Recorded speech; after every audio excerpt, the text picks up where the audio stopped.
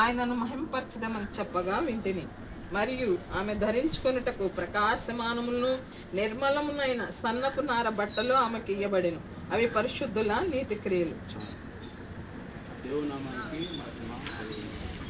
ఒక రోజు రాబోతా ఉంది, మరి సర్వాధికారి అయిన దేవుని దగ్గరికి మనల్ని అందరినీ తీసుకెళ్తాడు. అప్పుడు మనం అందరం కూడా ఆయనతో ఉంటాము.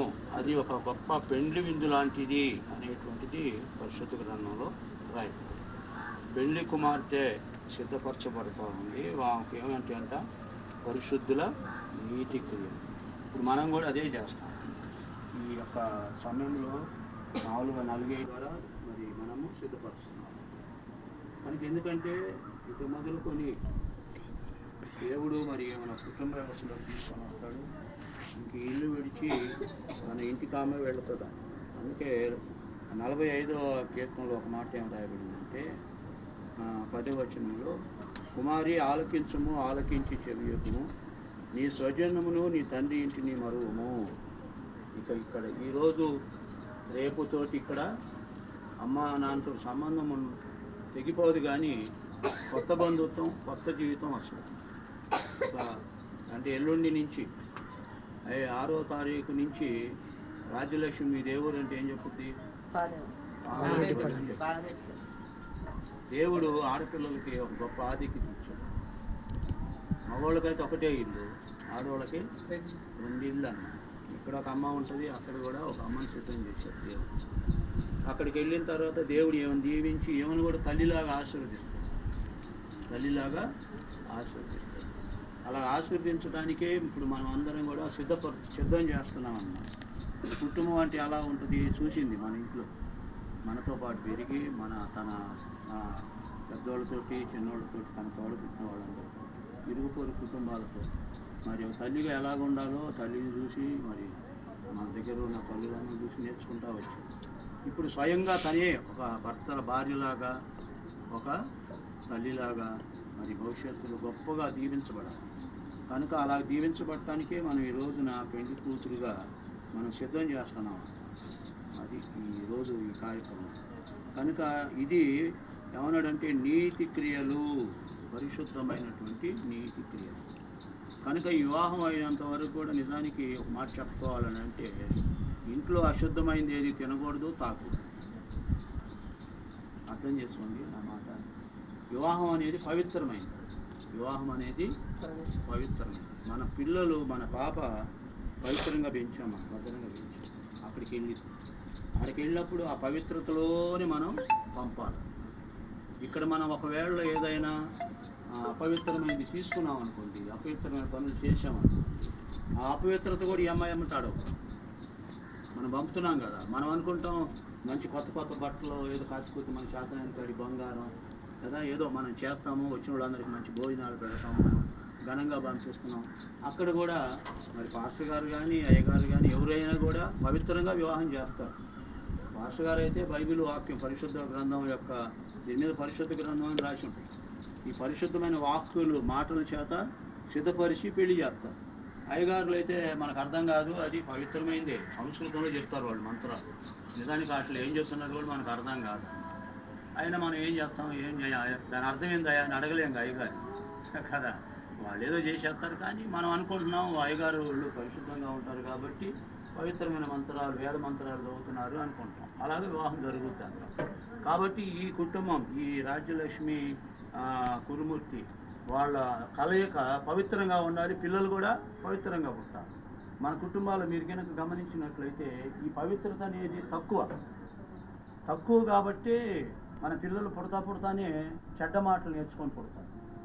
ఇప్పుడు మన పిల్లలు స్కూల్ పంపుతాం కదా, స్కూల్లో చెడ్డ మాటలు నేర్పుతారా? ఏం నేర్పరు, మంచి మాటలు నేర్పుతారా? మంచి మాటలు నేర్పుతారా? కానీ ఎత్తొత్తది వాళ్ళకంటే మన దగ్గర నుంచి అది మీరు అర్థం చేసుకోండి. అంటే పెళ్ళి కాబట్టి సందడిగా తాగి డ్యాన్స్లు వేయటం మనకు అలవాటు అయిపోయింది.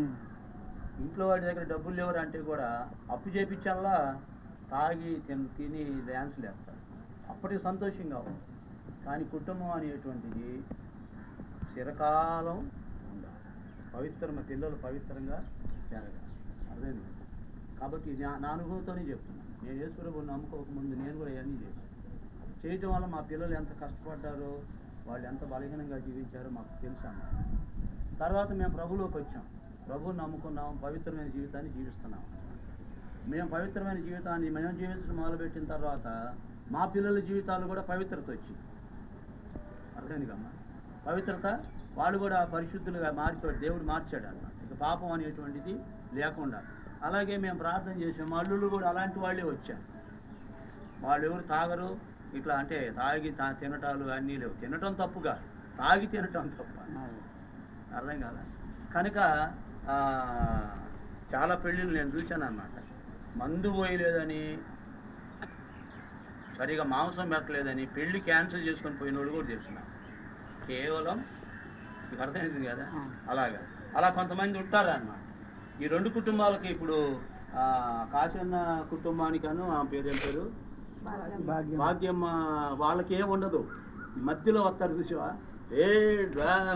అంటారా, మేము మధ్యలో ఉన్నోళ్ళే లేపుతారన్నమాట.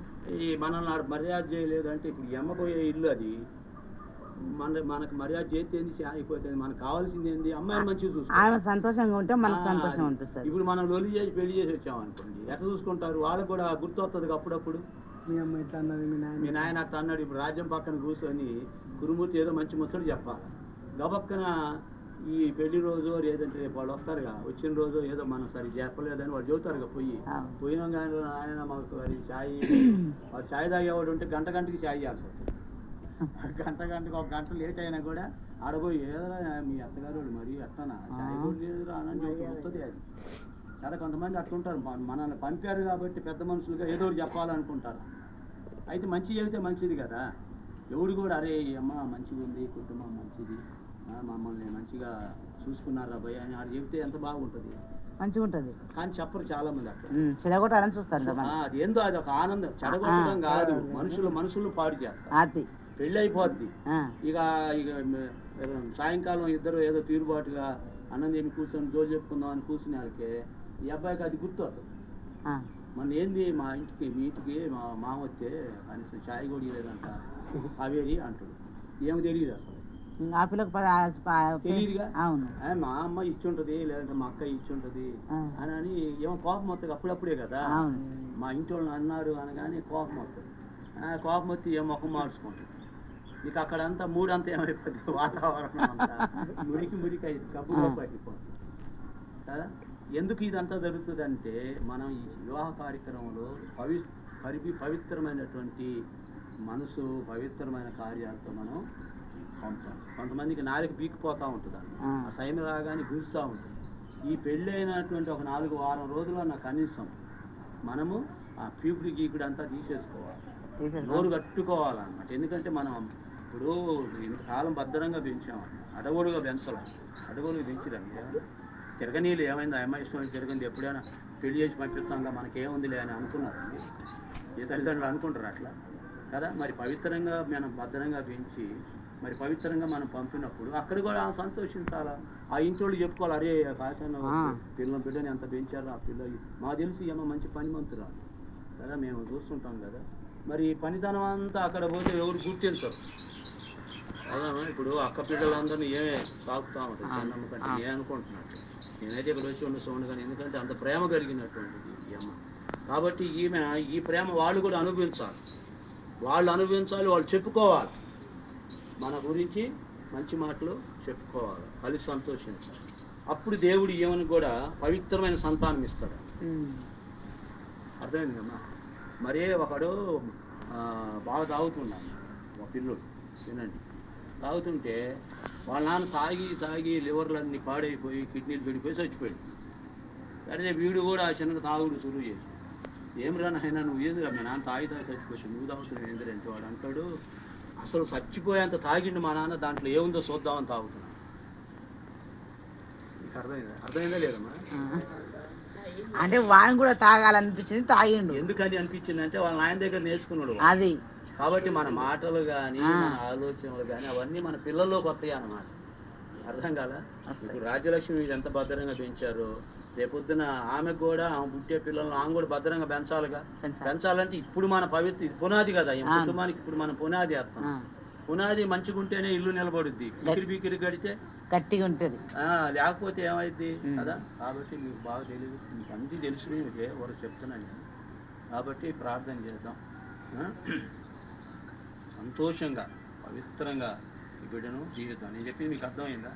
కనీసం ఒక వారం రోజులైనా మీ నాలుక బీకుడిని, కొంతమంది నిద్ర పట్టదయా అంటారు కాసన్న, నిద్ర పట్టకపోతే మా ఇంటికి రండి, కాసేపు జోలు చెప్పి జోలపాడి నిద్ర అర్థమైందా? చెన్నమేమో చెల్లెలు పంపించడానికి ఎంత చేస్తుంది. ఏందేనా కొన్నాం కదా, తప్పదు కదా. తప్పదుగా, అదే ఆడపిల్లని ఇంట్లో అయితే ఏం పెంచుకోము. ఏదో దేవుని దయాలు ఆమె కంటేనేమో ఇక దగ్గర దొరికింది. అలాంటి బండి వేసుకొని తీసుకున్నాం. కురవమూర్తి కూడా మంచివాడే, బాగా కురవుడు బాగున్నాడు.